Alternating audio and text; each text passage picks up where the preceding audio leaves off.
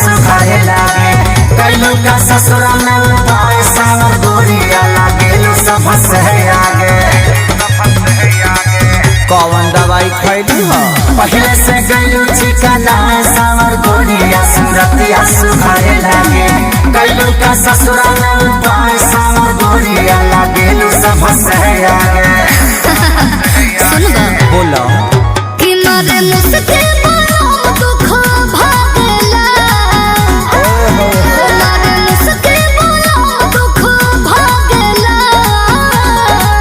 मोरा राजा के तू ताला बड़ा बड़ा खिड़की हवा झुरु झुरु लागेला मोरा राजा के तू ताला बड़ा बड़ा खिड़की हवा झुरु झुरु लागेला।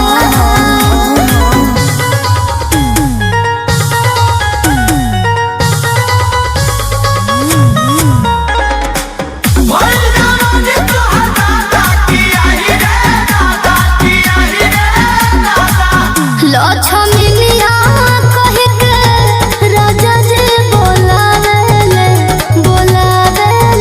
मलकिनिया कह के हमके बोलावेले रहे भतार जी के भात के सवाद कोई संग चिखले लाडू तब से बदलन में जा रे ऐसा। सुनो उनका छुआ मौसम जगला तो चाली हो